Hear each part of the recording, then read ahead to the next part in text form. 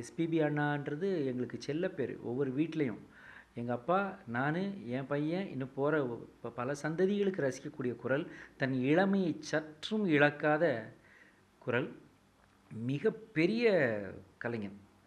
என்னை கேட்டால் அவர் இந்தியாவின் மிகச்சிறந்த பாடகர்களில் நம்பர் ஒன்னே சொல்லலாம். அவர் பாடாத மொழிகள் இல்லை. அவர் எத்தனையோ ஆயிரக்கணக்கான பாடல்களை பாடியிருக்காரு. ஆனால் அவ்வளோ இன்றைக்கி இந்தியாவுடைய மிக உயர்ந்த விருதான பத்மபூஷனை பெற்றிருக்கிறார். இன்னும் வரும் விருதுகள் அவரை தேடி வரும். அவர் உலகத்தில் இன்றைக்கி அமெரிக்காவில் இருப்பார், நாளைக்கு கனடாவில் இருப்பார். அப்படி உலகம் ஃபுல்லாக இந்த வயதிலும் சுற்றி சுழன்று தன்னுடைய சங்கீதத்தை பரப்பிக்கிட்டு இருக்காரு. Is great. எஸ்பிபி சார், உங்களுக்கு என்னுடைய போன பிறந்தநாள் நான் உங்களோட ஸ்பெண்ட் பண்ணேன். உங்கள் வாயில் கேக் ஊட்டினேன். எனக்கு அது ஒரு பெரிய பிரசாதம். ஏன்னா எத்தனையோ பேருக்கு இனிமையான குரலை கொடுத்தவங்களுக்கு நான் அன்றைக்கி இனிப்பு கொடுத்தேன். அது ஒரு பெரிய வரப்பிரசாதமாக நினைக்கிறேன். என்றைக்குமே என் மனசில் உங்களுக்கு இடம் உண்டு. ஏன்னா என்னோடய முதல் படம் தான் உங்களுக்கும் முதல் படம்.